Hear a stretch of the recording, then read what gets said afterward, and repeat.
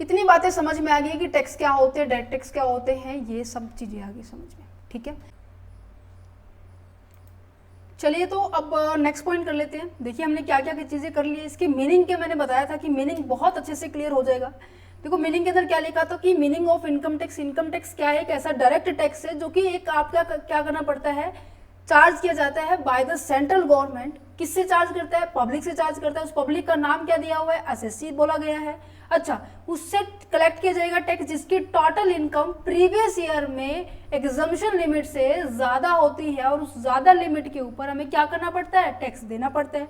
और ये टैक्स की रेट फाइनेंशियल एक्ट के द्वारा डिफाइन की जाती है। यही हमने डिस्कस किया in meaning of income tax के अंदर। देखो आप सभी ने लास्ट लेक्चर देख लिया होगा कि बर्डन क्या होता है। ठीक है, टैक्स को हमने पर्सन्स देखा, किस किस को एसएससी किसे कहते हैं, असेसिंग ऑफिसर क्या होता है। ठीक है, फिर हमने पर्सन जो सेक्शन 2 सबसेक्शन 31 के अंदर डिस्कस किया गया था, इसमें 7 पर्सन से ही हमने डिस्कस किए। ठीक है, फिर हमने प्रीवियस ईयर क्या होता है ये भी बहुत अच्छे से डिस्कस किया, असेसमेंट ईयर क्या होता है ये भी डिस्कस किया। अब मैं आपको बताती हूँ कि ऐसे भी तो व्यक्ति हो सकते हैं भाई जिनके साथ, मैं इसको थोड़ा सा क्लियर कर लूं कि थोड़ा सा आपको समझ में और अच्छे से आ जाए। ठीक है, थोड़ा सा क्लियर कर लेती हूं मैं कि आपको आसानी से समझ में आ जाए, क्योंकि अभी मुझे और एरोज लगाने हैं जिसके लिए मैं थोड़ा सा अलग यूज करने वाली हूँ पेन। अब पिंक पेन से यूज करने वाले, आज का लेक्चर है आज हमारा। देखो ऐसा भी तो हो सकता है कि मैंने बताया प्रीवियस ईयर हमारा किस नाम से जानते हैं, हम इसको फाइनेंशियल ईयर भी कहते हैं, है ना, और अर्न ईयर भी कहते हैं, जिस साल कमाते हैं उसी ईयर को भी कहते हैं प्रीवियस ईयर। क्या प्रीवियस ईयर आपका 12 साल तक का होता, 12 महीने का होता है, या उससे कम भी हो सकता है? यस, आंसर आएगा यस, उससे कम भी हो सकता है। क्यों? क्योंकि कई बार ऐसा होता है भाई हमारा बिजनेस, हमने मान लीजिए आज क्या तारीख है, जैसे कि मैंने कहा कि आज 19 अगस्त है, आज हमारी जैसे रक्षाबंधन है। ठीक है, 19 अगस्त को हमने क्या किया है, इस हमारे बिजनेस को हमने ओपन किया है। 19 अगस्त से लेकर 31 मार्च 2024 तक 2025 तक हमने चलाया। क्या हमारी इनकम इस महीने में इंक्रीज होगी, मतलब क्रिएट होगी? यस ऑफ कोर्स होगी। तो क्या होगा यहाँ पर, अगस्त, सितंबर, अक्टूबर, नवंबर, दिसंबर, जनवरी, फरवरी, मार्च, मीन्स की क्या है, 7 महीने प्लस 11-12 दिन, इस दिनों की भी कुछ इनकम होगी, तो आपको इनके ऊपर भी क्या करना पड़ेगा, टैक्स देना पड़ेगा। तो कहने का मतलब प्रीवियस ईयर क्या हो सकता है, 12 महीने से कम का भी हो सकता है। अगर आपके ऑप्शनल क्वेश्चन आते हैं, जैसे कि जम्मू एंड कश्मीर यूनिवर्सिटीज के अंदर क्या है, उस वाले एरिया के अंदर जो भी यूनिवर्सिटीज है वहां पर प्रीवियस ईयर जो एग्जाम आते हैं वो एमसीक्यू के बेस पे भी आते हैं। तो मैं आपको बता रही हूँ कि जो प्रीवियस ईयर है 12 महीने से कम का भी होता है। ठीक है, अच्छा, असेसमेंट ईयर क्या ऐसा कुछ है, लो मतलब कुछ ऐसा क्राइटेरिया जैसे कि इसमें था? यस, असेसमेंट ईयर क्या हमेशा नेक्स्ट ईयर आफ्टर, मतलब कि प्रीवियस ईयर के बाद ही होगा? क्या ऐसा होता है? नहीं, असेसमेंट ईयर आपका ये तो होता ही होता है, बट कुछ केसेस के अंदर प्रीवियस ईयर ही हमारा क्या हो जाता है, असेसमेंट ईयर हो जाता है। ऐसे कौन कौन से केस है, इनके बारे में हम डिस्कस करेंगे। क्लियर है? वो केसेस में सबसे पहले लेके चल रहे हैं यहाँ पर। ये सभी चीजें हो चुकी है हमारी। ठीक है, पर्सन हो चुका है, कौन कौन होते हैं ये मैंने अभी आपको बताया। अच्छा, रेट अभी रुको, अभी फिलहाल मैं आपको ये वाला समझाती हूँ कि क्या प्रीवियस ईयर हमारा 12 महीने से कम का होता है, ये मैंने आपको बता दिया। और साथ ही साथ मैंने आपको ये भी बताना है कि कुछ एक एक्सेप्शन है जो कि आपको देखनी होगी कि प्रीवियस ईयर ही हमारा क्या होता है, असेसमेंट ईयर होता है। प्रीवियस ईयर क्या होता था, जिस साल हम इनकम कमा रहे हैं। असेसमेंट ईयर क्या होता था, जिस साल हम ये कैलकुलेशन करते थे कि हमारी इनकम के ऊपर कितना टैक्स बनने वाला है, टोटल इनकम कितनी होने वाली है। असेसमेंट का मतलब क्या बताया मैंने कि कैलकुलेशन। क्या ये दोनों ईयर सेम हो सकते हैं? यस। तो सबसे पहला केस क्या लिखा हुआ है, shipping business of non resident under section 172। मैं यहाँ पे सिंपल फर्स्ट केस लिख रही हूँ और अंडर सेक्शन 172 को लिख रही हूँ। ठीक है, और इसके अंदर क्या लिखा हुआ है, एक सेकेंड, हाँ, इसके अंदर क्या लिखा हुआ है कि शिपिंग बिजनेस है। शिपिंग बिजनेस का मतलब क्या है, मान लो कोई यूएसए कंट्री से हमारे इंडिया के अंदर आ रहा है। अच्छा जी, क्या करने आ रहा है भाई, सामान को लोड करने के लिए आ रहा है, एक जहाज। ठीक है, समुद्री जहाज है ये, ठीक है, ये समुद्री जहाज है, पानी के थ्रू आ रहा है, वाटरिंग के थ्रू आ रहा है। तो ये आया और इंडिया के, ठीक है, इंडिया के तटीय इलाके में इसने क्या, मान लीजिए मुंबई के अंदर इसने क्या कर दी है, वापिस इसको अनलोड कर दिया। मीन्स कि यहाँ से लोड करके आया था, यहाँ पे इसने सामान उतार दिया, ठीक है। अब सामान उतारा है, जो भी इस सामान का ओनर है, ठीक है, उससे ये शिप वाला अंकल क्या करने वाला है, शिप वाले जो पर्सन है, अंकल है, जो भी कुछ भी कह सकते हैं, ये इससे क्या रिसीव करेगा, चार्ज करेगा। क्या कि सामान मैंने आपको दे दिया, अब फाइनली आपकी बारी है कि आप मुझे क्या करें, पेमेंट करें। अब आप ये देखेंगे कि इनकम कहाँ पे जनरेट हुई है बच्चे, इनकम जनरेट हुई है इंडिया के अंदर। अब ये कह रहे हैं कि लाओ पेमेंट दो, मैं वापस जाता हूँ। कहते हैं अच्छा, इतना चालाकीपन, गवर्नमेंट यहाँ बैठी है, नजरें लगा के इसकी ओर देखती जा रही है कि क्या बात है, देखो क्या एसएससी आया है, सामान लोड करके चला, अनलोड करके चला गया, पैसे लेके वापस भी जाने की तैयारी है। कहते नहीं, ऐसे नहीं जाने दूंगा, अभी की अभी, पहले तो जितनी तूने इनकम कमाई है उस इनकम के ऊपर मुझे टैक्स दे, अगर देगा तो वापस जाएगा, अदरवाइज मैं तेरी वापस जाने की प्रोसेस को ही कैंसिल कर दूंगा, तो हमारे इंडिया में रहेगा, है ना। समझ में आ गया। मीन्स कि ऐसा बिजनेस है जिसके अंदर आप जा रहे हो वापस, अब ये पता नहीं कब आएगा भाई यूएसए से, ये वैसे थोड़ी ना आया, अब भाई इंडिया में सामान लोड करना था तभी तो आया है, ठीक है। या फिर कोई भी कंट्री है वो इंडिया के अंदर आ रही है, उस पर्टिकुलर शिपिंग से हम क्या करने वाले, उस पर्टिकुलर पर्सन से टैक्स वसूल करने के बाद ही उसको भेजेंगे। तो क्या लिखा हुआ है, शिपिंग बिजनेस है हमारा ऑफ द नॉन रेजिडेंट, पहले ही लिख दिया नॉन रेजिडेंट। तो इस केस में इंडिया में इनकम अर्न हुई है तो आपको उसी टाइम पे, आप अगले साल का नहीं वेट करेंगे कि हाँ असेसमेंट ईयर आएगा हम इसको वापस कॉल करके बुलाएंगे, हाँ जी मिस्टर एक्स जी आ जाओ और अब अपना टैक्स दे दो मुंह में जो आपने शिपिंग की थी। ऐसा नहीं होता, कोई नहीं आता। अब देखो भारत से काफी लोग छोड़ के गए हैं, चोरी करके गए हैं, टैक्स की चोरी करके गए हैं, पैसों की, ये कहते हैं ना इंसॉल्वेंट हो गए, जैसे कि नीरव मोदी, ठीक है, विजय माल्या, इनके कुछ हम एग्जाम्पल ले सकते हैं। अब वो वापिस तो नहीं आ रहे, गवर्नमेंट चाहे कितनी ही इंटीमेशन दे ले, कहाँ आएंगे। इंग्लैंड के अंदर आराम से रह रहा है वो, तो यहाँ पे इस क्राइसिस पोजीशन को फेस ही ना करे तो ये कहते हैं कि पहले ही हम टैक्स ले लेंगे, ठीक है। अच्छा, दूसरा पॉइंट क्या आता है जो कि एक्सेप्शन में आता है कि assessment of the person living India section under section 174। Second section क्या कह रहा है, सेकंड सेक्शन क्या कह रहा है, अंडर सेक्शन 174 क्या कहता है कि अगर कोई व्यक्ति क्या कर रहा है, भारत को परमानेंटली छोड़ के जा रहा है, कहते हैं अच्छा तो यहाँ पे तो इतने साल से रह रहा है तो कुछ तो कमाया होगा ना, उसके ऊपर कमाए हुए पे ऊपर पैसे है ना टैक्स दे के, तू चाहे कहीं चला जा भाई, चाहे यूएसए जा, कनाडा जा, इंग्लैंड जा, यूके जा, कहीं जा, हमें कोई दिक्कत नहीं है। बट इंडिया का पैसा है, इंडिया में कमाया है, तू इंडिया की गवर्नमेंट को ही टैक्स दे के जा, ये कहती है गवर्नमेंट, ठीक है। इसकी यहाँ भी नजर आ गई भाई। तो जब ये जाएगा, चाहे वो ट्रेन से जाए, वो फ्लाइट से जाए, किसी से भी जाए, अब ऑब्वियस सी बात है किसी दूसरी कंट्री में जा रहे हैं तो फ्लाइट से ही जाएगा, और फ्लाइट में जाने से पहले जो आपका पासपोर्ट होता है, वीजा लगता है, उसमें ये देखा जाता है कि आप वहाँ क्या करने के लिए जा रहे हैं, स्टडी बेस पे जा रहे हैं, टूरिस्ट के बेस पे जा रहे हैं, परमानेंट के बेस पे जा रहे हैं। अगर आप परमानेंट के बेस पे हैं तो आपको वहीं रोकेगा, रुक इधर रुक, पहले अपना पीछे क्लियर करके जा, कौन आएगा भाई बार बार, कौन तुम्हें कॉल करेगा।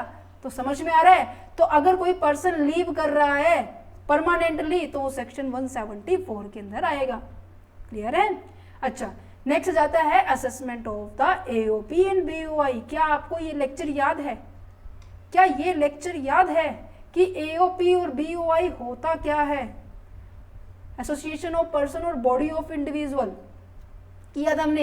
एसोसिएशन ऑफ पर्सन होता है जब कोई, पहले इंडिविजुअल समझते हैं, बॉडी ऑफ इंडिविजुअल होता है जब कोई दो इंडिविजुअल मिलकर कॉन्ट्रैक्ट करते हैं यार, वो कॉन्ट्रैक्ट एग्जिस्टेंस में नहीं होता, मीन्स की रजिस्टर्ड नहीं होता, शॉर्ट टाइम के लिए होता है। जैसे ही कॉन्ट्रैक्ट कंप्लीट होता है वो ये अलग अपने रास्ते, ये अलग अपने रास्ते, समझ पा रहे हैं। तो कहने का मतलब कि ऐसा जॉइंट वेंचर, ऐसा हम कॉन्ट्रैक्ट करते हैं जो कि किसी पर्टिकुलर टाइम के लिए है और उस पर्टिकुलर टाइम के बाद वो डिसॉल्व हो रहा है, वो अपने रास्ते गए और ये अपने रास्ते गए। तो कहता है कि तुम अलग होने से पहले ना प्लीज जो भी तुमने कमाया है उसके ऊपर टैक्स दो, गवर्नमेंट ये कहती है। समझ पा रहे हैं? तो यहाँ पे थर्ड पॉइंट आ जाता है, सेक्शन क्या है, सेक्शन 174A। ये कहते हैं कि जब भी एओपी बीओआई फॉर्म होती है, बनती है किसी पर्टिकुलर इवेंट के लिए, और उस पर्टिकुलर इवेंट को खत्म होने से पहले तुम्हें क्या करना पड़ेगा, सेक्शन 144A के तहत उसी टाइम टैक्स दो भाई। तुम्हें कहाँ ढूंढेंगे, क्या पता मिस्टर एक्स कहीं चला जाए, मिस्टर बी कहीं चला जाए, भाई हो सकता है ना। अच्छा, assessment of the persons likely to be transfer the property to avoid the tax. सबसे खतरनाक है, या फिर मैं कहूँगी सबसे ज़्यादा लोग यही करते हैं कि टैक्स से बचने के चक्कर में ना वो क्या करते हैं, अपनी जितनी भी प्रॉपर्टी होते हैं ना उसको ऐसे डिस्ट्रीब्यूट कर देते हैं। कोई बेटे के नाम कर देते हैं, कोई बहू के नाम कर देते हैं, या फिर मैं कहूँ कि कोई अपनी वाइफ के नाम, कोई बेटी के नाम, या फिर कोई अपने दोस्त को दे देते हैं। पर है तो उसी के नाम ना, पर्टिकुलर नाम तो उसी के, वैसे बस नॉर्मली ऊपर से ट्रांसफर कर दे कि तू अभी रख ले, साल खत्म हो जाए, साल जैसे शुरू होएगा उसके बाद मुझे दे दिए 31 जुलाई के बाद, है ना। तो अगर ऐसा है कि प्रॉपर्टी को ट्रांसफर किया जा रहा है, मोटिव क्या है, टैक्स को अवॉइड करना, तो इस केस में क्या होगा, वो कहते हैं कि ये आप इसमें पढ़ेंगे 175 के अंदर कि हम आपको छोड़ नहीं सकते, आपको टैक्स देना ही पड़ेगा, चाहे आप किसी को ट्रांसफर करो टैक्स आपको ही देना पड़ेगा, ठीक है। नेक्स्ट आता है डिसकंटिन्यू द बिजनेस। डिसकंटिन्यू का मतलब क्या है, डिसकंटिन्यू का मतलब क्या है कि बिजनेस को आगे नहीं चला रहे बेटा, समझो इस बात को। ये कह रहे हैं कि आप लगातार पिछले 20 सालों से चलाते आ रहे हो, ठीक है, और 2024 में आपने बंद कर दिया, 2004 में शुरू किया था, ठीक है, अब 2024 लग चुका है और आपका मन में आए कि नहीं अब नहीं करना चाहिए बिजनेस, इसको छोड़ो, तो कहते हैं कि रुको, छोड़ने से पहले अंडर सेक्शन 176 के तहत कि इस साल मान लीजिए ये आज जैसे क्या है 19 अगस्त है, 19 अगस्त तक और 1 अप्रैल 2024 से लेकर 19 अगस्त तक जो भी आपने कमाया उसके ऊपर पैसे दो। आप इसको ऐसे नहीं छोड़ के जा सकते, कोई दिक्कत नहीं है, बंद करो चाहे 100 बार करो, बट हमें अपना टैक्स मिलना चाहिए। क्या ये पॉइंट क्लियर है? क्या ये बेसिक पॉइंट क्लियर हो चुके हैं? बेसिक पॉइंट क्लियर हो चुके हैं। तो आप ये नोट पढ़ सकते हैं, क्या लिखा हुआ है, financial year is a period of the 12 month starting from the 1st of April till the 31st of March of the following year. ये पूरा सारांश है, कंक्लूजन है, जो कि हमारा चैप्टर कंप्लीट होने वाला भी है, ठीक है। कहते हैं कि 12 मंथ का होता है हमारा 1 अप्रैल से लेकर 31 मार्च तक फिनिश हो जाता है। इनकम जो भी आपने कमाई है एक फाइनेंशियल ईयर के अंदर, वो जो टैक्स दिया जाएगा नेक्स्ट फाइनेंशियल ईयर के अंदर। फर्स्ट जो फाइनेंशियल ईयर है उसे हम कहते हैं प्रीवियस ईयर, जिस साल उस टैक्स को कैलकुलेट किया जाएगा उसे हम असेसमेंट ईयर कहते हैं। देखो क्या लिखा होता है, year in which income is earn, जिस साल आप इनकम कमाते हैं उसे क्या कहते हैं, प्रीवियस ईयर कहते हैं, और जिस साल इसको कंप्यूट किया जाता है उसे असेसमेंट ईयर कहते हैं। क्या ये स्लाइड सब बच्चों को याद है? अब आप ये मत कह देना मैम याद नहीं है, प्लीज वीडियो लेक्चर पिछला वाला देख लेना, मैं आपको प्लेलिस्ट का जो लिंक है डिस्क्रिप्शन में भी, आई बटन में भी ऊपर आपको शो हो रहा होगा, तो आप इनको देख सकते हैं, ठीक है। नेक्स्ट कहते हैं कि one the financial year play a dual role. एक फाइनेंशियल ईयर 2 रोल अप्लाई करता है। क्या करता है? अब आपको यहाँ नजर आ रहा है, इवन आपको यहाँ देखना चाहिए, यहाँ क्या नजर आ रहा है, अगर ये प्रीवियस ईयर है, नेक्स्ट क्या है आपका असेसमेंट ईयर है, ओके जी, ठीक है। अब इस साल जो कमाओगे पैसा वो अगले साल पे करना पड़ेगा, तो इस साल जो हो गया वो प्रीवियस ईयर होगा, फिर ये असेसमेंट ईयर होगा। मीन्स कि एक साल जो फाइनेंशियल ईयर है वो 2 रोल अदा करता है, वो प्रीवियस ईयर भी होता है और वो असेसमेंट ईयर भी होता है, क्योंकि उस साल आप कमाते भी हैं और उस साल पिछले साल का क्या करते हैं, पेमेंट करते हैं। दैट्स द रीजन यहाँ पे लिखा हुआ है कि ड्यूअल रोल अदा करता है, ठीक है। क्या लिखा हुआ, previous year as well as the assessment year होता है, 1 year is assessment year and then it become the previous year in the next year. समझ पा रहे हो? ओके जी, एक सेकेंड। ओके, अब हमारी मोस्ट ऑफ टर्म्स कंप्लीट हो चुकी है। अब बात कर लेते हैं इनकम के बारे में। इनकम सेक्शन 2 सबसेक्शन 24, ये अभी आपको नहीं रीड करनी है, वैसे आप रीड कर सकते हो कि इनकम में क्या क्या चीजें इंक्लूड होंगी। मैं आपको मोटा मोटा बता देती हूँ, इनकम टैक्स का पंजा, ठीक है, इनकम टैक्स का पंजा में इसकी 5 चीजें इंक्लूड होंगी। सबसे पहले सैलरी, सैलरीड पर्सन है वो अपनी सैलरी को गिनवाएंगे, ठीक है। उसके बाद आपके बिजनेस से जो भी इनकम होने वाली है, business and profession, income tax का पंजा कहते हैं कि इनकम टैक्स वाले जो है ना इन सभी 5 क्राइटेरिया को नोट करते हैं कि हाँ कहीं किसी से इनकम तो नहीं आ रही है आपकी। अच्छा, फिर आ जाती है आपकी हाउस प्रॉपर्टी, नेक्स्ट आता है आपके पास कैपिटल गेन। अच्छा, सैलरी हेड के, ये हेड है बेटा, ध्यान रखना इस बात का, ये हेड इनकम, ये जो सैलरी को इनकम को कैलकुलेट करने के लिए 5 हेड है। सबसे पहला हेड क्या है, सैलरी हेड है। मीन्स कि जो भी व्यक्ति किसी एम्प्लॉय के अंडर काम करता है ना, जैसे कि मैं कहूँ कि आप बैंक के अंदर जॉब करते हैं तो आप सैलरीड पर्सन हो, मीन्स कि आपको पर मंथ क्या मिलती है, सैलरी मिलती है, तो उसकी सैलरी किस में आएगी, सैलरी हेड में आएगी। अगर किसी का बिजनेस है, ठीक है, मैं कह रही हूँ किसी की शॉप है, अब बहुत सारे दुकानदार हैं, किसी की करियाना की शॉप है, किसी की कार मैकेनिक की शॉप है, किसी की किसी चीज़ की शॉप है, मतलब अलग अलग शॉप है, ठीक है, गारमेंट्स की है, कॉस्मेटिक की है, तो उनका वो बिजनेस है, ठीक है। बिजनेस से आने वाली इनकम बिजनेस में आएगी। प्रोफेशन में जैसे कि डॉक्टर हो गए, टीचर्स हो गए, सीए हो गए, इनकी इनकम यहाँ आएगी, ठीक है। हाउस प्रॉपर्टी का मतलब क्या है कि आपकी प्रॉपर्टी से अगर कोई भी इनकम आ रही है, जैसे कि मैंने कहा कि मेरे पास ये जो प्लाट है, जैसे जिसको हम लैंड कहते हैं, प्लाट पड़ा है मेरे पास, और उस प्लाट जो है उसको मैंने रेंट पे चढ़ा दिया, मैंने उसमें ऊपर रूम बनाया, उसको जो रूम है उसको मैंने रेंट पे दे दिया, तो क्या होगा बेटा, क्या होगा, उस रेंट से, रेंट जो मुझे मिलने वाला मेरे लिए इनकम है, तो मुझे यहाँ पे शो करना पड़ेगा। अच्छा जी, कैपिटल गेन का मतलब क्या है, मेरी एक प्रॉपर्टी है, ये दूसरी प्रॉपर्टी है, तीसरी प्रॉपर्टी है, चौथी प्रॉपर्टी है, ये सारी की सारी प्रॉपर्टी है, इन प्रॉपर्टी को बेचकर मुझे प्रॉफिट हो रहा है, तो कैपिटल गेन होंगे। मीन्स कि ऐसी प्रॉपर्टीज के अंदर जो सेल परचेजिंग करते हैं, ठीक है, तो उसे हम कहते हैं कैपिटल गेन, और उससे होने वाली इनकम हम कैपिटल गेन में करेंगे। अच्छा, बाकी जितनी भी इनकम बच गई है, जैसे कि इंटरेस्ट हो गया, डिविडेंड हो गया, लॉटरी का हो गया, हॉर्स रेसिंग का हो गया, बैटिंग का हो गया, बाकी जितनी भी इनकम बच गई है आपकी अदर सोर्सेज में आ जाएगी। हो गए बेटा इनकम टैक्स के 5 हेड, ठीक है। तो यहाँ पर ना अलग अलग बोला गया है, और जब मैं इन सभी हेड को मैं करवा दूंगी ना, तब आपको ये याद होने शुरू हो जाएंगे कि हाँ इनका मतलब क्या है, परक्यूजिट्स क्या होते हैं, चैरिटेबल सेक्शन 147 क्या होते हैं, 45 क्या होते हैं, विनिंग फ्रॉम लॉटरी, वैसे मैंने अभी बता दिया, क्रॉस वर्ड पजल होते हैं, रेस होती है, ये सभी ये अलग अलग है। तो इन सबको मिला के हमारी क्या बनती है, इनकम बनती है, ठीक है। समझ में कि salary head, business and professional head. अब हम बात कर लेते हैं कि कैसे हम टोटल इनकम को कैलकुलेट करते हैं। बेटा जी ध्यान से सुनना, टोटल इनकम को कैसे कैलकुलेट करते हैं। ऑब्वियस है बच्चे कि टोटल इनकम को कैसे कैलकुलेट करेंगे, हम अपने जितने भी हेड से इनकम आई, जैसे कि सैलरी हेड से हो गया, हाउस प्रॉपर्टी हेड से हो गया, बिजनेस एंड प्रोफेशन से हो गया, कैपिटल गेन से हो गया, अदर सोर्सेज हो गया, इन सब से हम इनको टोटल कर लेंगे। हमने कहा कि मेरे पास अभी ग्रॉस आया है, जैसे कि हम ट्रेडिंग अकाउंट बनाते थे ना, ट्रेडिंग अकाउंट के अंदर जो बैलेंसिंग फिगर होता था ग्रॉस प्रॉफिट होता था, या इधर साइड क्या होता था, ग्रॉस लॉस होता था। ये स्टार्टिंग यहाँ से होती थी।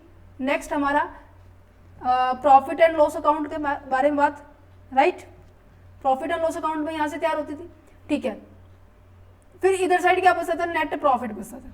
फाइनली यहाँ पर आके अकाउंट फिनिश हो जाता था, मीन्स कि अभी यहाँ पे एडजस्टमेंट करनी रहती थी। सेम इस तरीके से क्या है कि सारी की सारी हमने इनकम को ऐड कर दिया, ठीक है। उसके बाद हम कहेंगे कि हमारी सारी इनकम तो ऐड हो गई है, इसमें से कुछ हमें डिडक्शंस लेनी रहती है। डिडक्शंस हम चैप्टर नंबर 15 के अंदर डिस्कस करेंगे, जिसे हम चैप्टर 6A भी कहते हैं, या फिर मैं कहूँ कि अंडर सेक्शन 80C से लेके 80U तक हम इसमें से कुछ आइटम्स होती है, अगर आपने इसमें से ले रखा है, मीन्स कि इसमें कम से कम 15 से 16 पॉइंट अगर आपने उनमें से ले रखा है कोई भी पॉइंट, तो आपको यहाँ पे डिडक्शन मिलते हैं कि अगर आप मान लीजिए आपने कहीं पे डोनेशन कर रखा है, ठीक है, आपने कहीं पे आपने इंश्योरेंस ले रखा है, आपने मेडिकल इंश्योरेंस ले रखा है, तो इस अगर तरह के एक्टिविटीज में पार्टिसिपेट है तो उसका आपको डिडक्शन मिलते हैं। इसकी छूट बोलते हैं, एग्जम्पशंस और डिडक्शन में डिफरेंस बताऊंगी, बट अभी नहीं, बट अभी आपको फिलहाल ये पता होना चाहिए कि ग्रॉस टोटल इनकम में से आप डिडक्शंस लेस करने के बाद फिर फाइनली आपके पास क्या आती है, आपकी टोटल इनकम आती है। क्लियर है, समझ पा रहे हैं। उसके बाद आपकी स्लैब रेट अप्लाई होती थी। अब जैसे ही मुझे टोटल इनकम के बारे में पता चला कि मेरी टोटल इनकम है कितनी, उसके हिसाब से फिर मैं स्लैब लगा दूंगी, जो मैंने आपको यहाँ पे डिस्कस किया था। अभी मैंने डिस्कस नहीं किया, अभी करूंगी, क्योंकि छोटी छोटी टर्म्स आपको क्लियरली एक्सप्लेन होनी चाहिए। अब जैसे कि न्यू टैक्स रिजाइम के हिसाब से 2025 के हिसाब से ये स्लैब रेट नए रिजाइम के हिसाब से आई है। 2 तरह की रेट होती है, एक तो जनरल रेट होती है, ठीक है, एक आपकी स्पेशल रेट होती है, ठीक है। जनरल रेट में भी आपको डिफाइन किया गया है, नॉर्मल रेट होती है, ठीक है, या फिर मैं कहूँ कि ओल्ड रिजीम, और एक होती है न्यू रिजीम। ओल्ड रिजीम में अभी तक कोई चेंज नहीं आया, न्यू रिजीम में अभी चेंज आया, वो चेंज ये आया है, ठीक है, वो डिस्कस करेंगे। ठीक है। पहले जैसे कि यहाँ पे 7 लाख की बजाय यहाँ पे 6 लाख था। रीज़न है वो, इसके लिए नेक्स्ट अलग से पार्ट बनाऊंगी, क्योंकि छोटी छोटी टर्म्स है, ये बहुत ज़्यादा इंपॉर्टेंट है आपको ईजिली समझने के लिए। काफ़ी लंबा लेक्चर नहीं होगा, क्योंकि पिछली बार बहुत सारे बच्चों ने सजेशन दिया था कि मैम प्लीज़ छोटे छोटे लेक्चर बनाइए, क्योंकि एग्जाम पे के टाइम पे थोड़ा सा एक तो स्ट्रेस होता है, ठीक है, और एक इतना लंबा लेक्चर नहीं देखा जाता। अदरवाइज आपको पता है कि मैंने 2-2, 3-3 घंटे के अंदर एक चैप्टर कंप्लीट करवाया, ऐसे पार्ट्स में बहुत कम करवाया ना।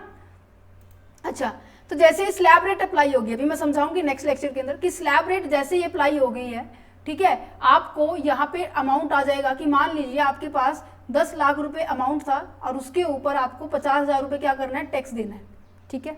अच्छा, फिर ये पॉइंट्स आ जाते हैं कि अगर आप कैपेबल है रिबेट लेने के लिए, वो चेकआउट किया जाएगा, सरचार्ज आपको पे करना पड़ेगा, वो भी चेकआउट करना पड़ेगा, हेल्थ एंड एजुकेशन सेस देना पड़ेगा, ये भी चेकआउट करना पड़ेगा। अब आपका नेक्स्ट जो लेक्चर होने वाला है वो लेक्चर किसके ऊपर होगा पता है आप सभी को? नेक्स्ट जो लेक्चर है आपकी होने वाला है वो सबसे पहली बात आपके स्लैब पे होने वाला है, ठीक है, नॉर्मल टैक्स रेट और न्यू रिजाइम टैक्स रेट। दूसरा आपका सरचार्ज क्या होते हैं इनके बारे में डिस्कस करेंगे, ठीक है। तीसरा हम हेल्थ एंड एजुकेशन सेस होता है वो क्या होता है। फोर्थ हम रिबेट के बारे में डिस्कस करेंगे, ठीक है। ये 4 पॉइंट रहते हैं, देन उसके बाद हमारा जो चैप्टर नंबर 1 है ये बिल्कुल फिनिश हो जाएगा। क्लियर है? इसके अंदर जो पॉइंट्स लिखे हुए थे ये बारे में हम डिस्कस करें। देखो हमने इनकम क्या होती है, टोटल इनकम क्या होती है ये पढ़ लिया हमने, पर्सन की डेफिनेशन हमने डिस्कस कर ली है, यहाँ पे डिस्कस की थी, ये पर्सन होता है, ठीक है। ये बहुत इंपॉर्टेंट है क्योंकि एग्जाम में सबसे ज्यादा क्वेश्चन यहाँ से आते हैं, आपको सेक्शन 2 सबसेक्शन 31 से भी आते हैं। एसएससी क्या होता है ये भी मैंने आपको एक्सप्लेन कर दिया। परमानेंट अकाउंट नंबर भी मैं आपको नेक्स्ट ही लेक्चर में, चलो इसको भी जोड़ लेते हैं, ठीक है। पैन नंबर भी हम इसको नेक्स्ट लेक्चर में डिस्कस करेंगे, ठीक है। ये मेरे को बिल्कुल भी याद नहीं था। असेसमेंट ईयर और प्रीवियस ईयर क्या होता है ये हमारा हो चुका है, ठीक है। और taxation of the previous year income during the same year ये भी हमारा पॉइंट हो चुका है। दैट मीन्स अभी जो इसके रहते हैं पॉइंट, एक तो स्लैब अभी मैंने बताया 5 पॉइंट रहते हैं, पांचों के पांचों पॉइंट हम नेक्स्ट वीडियो के अंदर करेंगे। ओके, क्लियर है? अगर सेशन अच्छा लग रहा है तो प्लीज लाइक करना, शेयर करना बच्चों के पास, ठीक है। चलिए तो मिलते हैं नेक्स्ट लेक्चर के अंदर। Have a nice day.